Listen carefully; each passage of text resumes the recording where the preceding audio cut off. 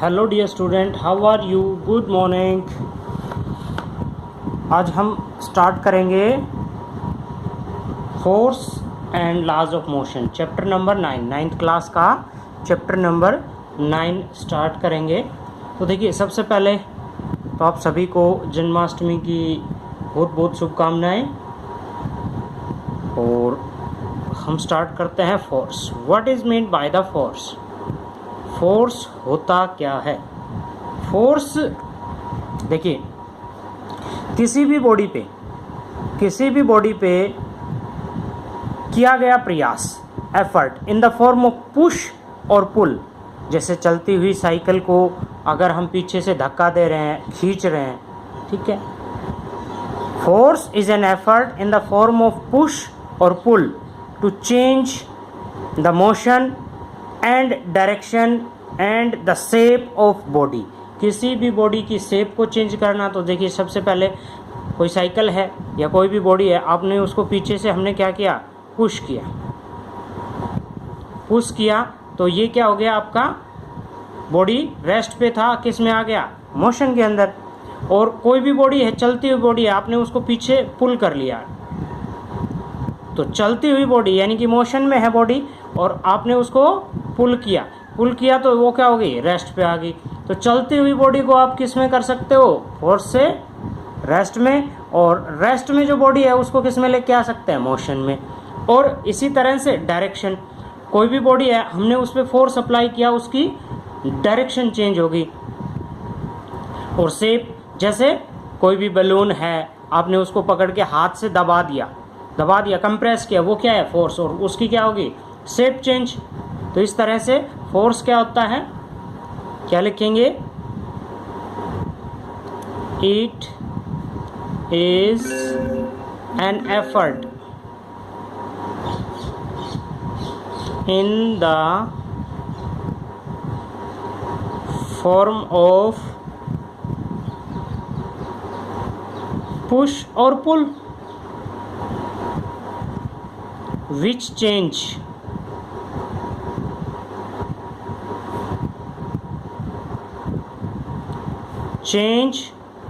or tends to change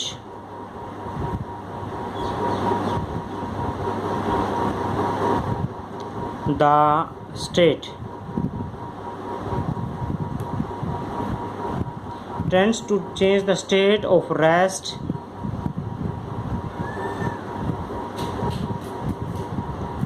or of uniform motion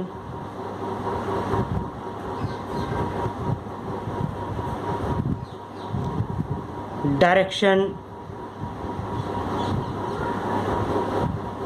and shape of any body,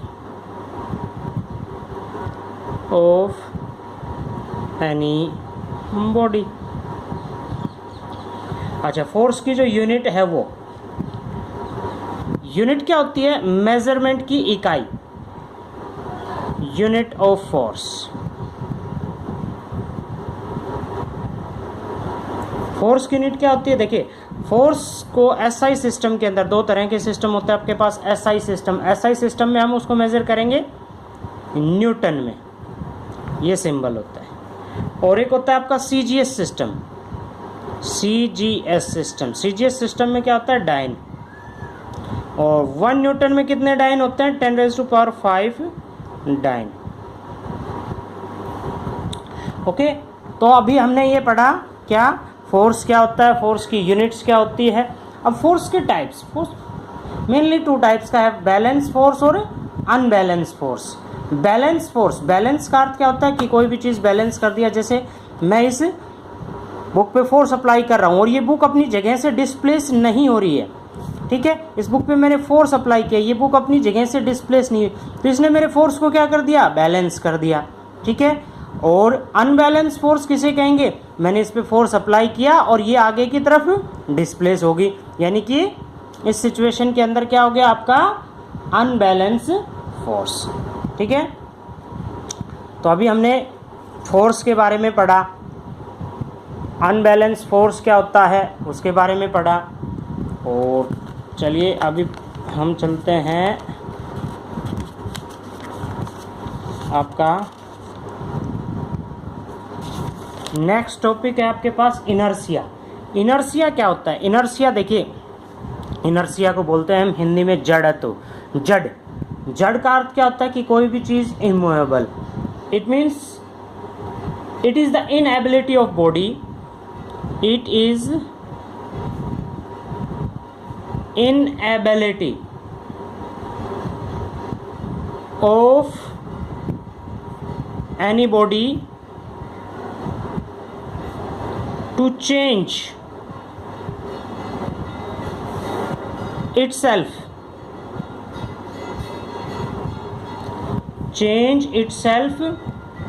its position of rest और motion और direction. अगर सरल भाषा में कहें तो क्या होगा कि ये किसी भी बॉडी की वो प्रॉपर्टी होती है कि कोई भी बॉडी अपने आप अपनी पोजीशन चेंज नहीं करती है। ये कहें कि अपनी पोजीशन में चेंजमेंट का अपोज करती है। It is the property of any body which oppose any change in the state of rest और state of uniform motion और state of direction। या ये कह सकते हैं कि कोई भी बॉडी है रेस्ट पे है तो रेस्ट पे रहना चाहेगी, मोशन में है तो मोशन में रहना चाहेगी और अपनी डायरेक्शन चेंज नहीं करती। जैसे जैसे देखिए 3 तरह के इनर्शिया हैं। एक तो है inertia of rest, inertia of rest,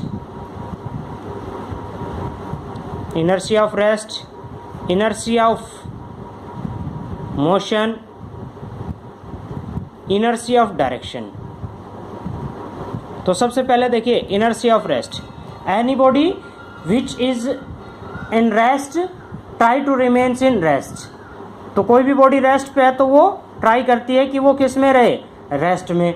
वो अपोज करती है कोई भी बॉडी जब उसको मोशन में लेके आने की कोशिश करते हैं, यानी कि किसी भी टाइप से। जैसे आप किस में बैठे हुए हो, बस में, और बस रुकी हुई है। अचानक से बस यदि चल पड़े, सडनली बस स्टार्ट, तो उस सिचुएशन में आप क्या होगे, एकदम से पीछे जाके गिरोगे।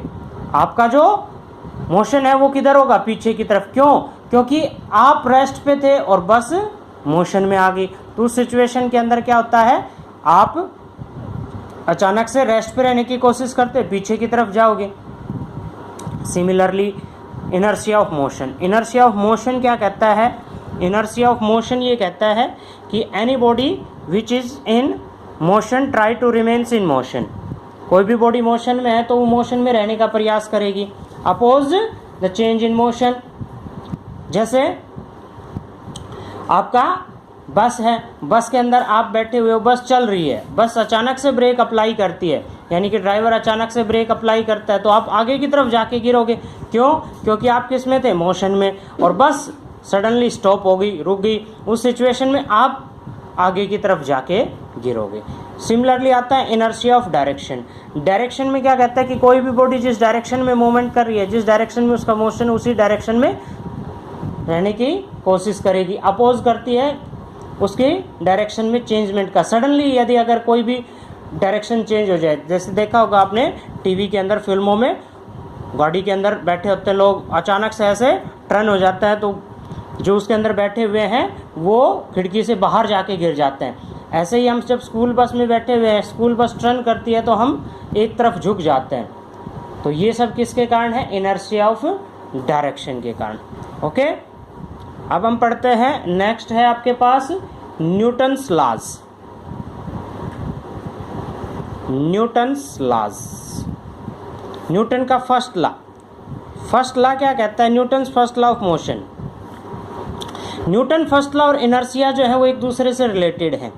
कि क्या होता है, विदाउट, सिंपल भाषा में ये कहें, without apply, without applying any force, any body cannot change its state of rest or state of uniform motion। Without applying external force. Without applying external force, जब तक किसी भी बॉडी पे हम एक्सटर्नल फोर्स अप्लाई नहीं करेंगे वो किस पे रहेंगी, रेस्ट पे है तो रेस्ट पे, और मोशन में है तो मोशन के अंदर रहेगी। Without applying external force body can not change its state of rest or uniform motion। बिना अप्लाई किए हुए फोर्स के बगैर, जैसे ये पेन अपनी जगह पे है, जब तक इस पे फोर्स अप्लाई नहीं होगा ये अपनी पोजीशन चेंज नहीं करेगा। आपकी साइकिल है चलती रहेगी जब तक उस पर हम ब्रेक अप्लाई नहीं करते। लेकिन क्या होता है, आपकी साइकिल तो रुक जाती है एक बार पेडल मारने के बाद, आप ब्रेक भी नहीं लगाते, उस पर एक्सटर्नल फोर्स लग रहा होता है। कहाँ लग रहा होता है, रोड और टायर के बीच में, फोर्स ऑफ फ्रिक्शन। और फ्रिक्शनल फोर्स मोशन का क्या करता है, अपोज।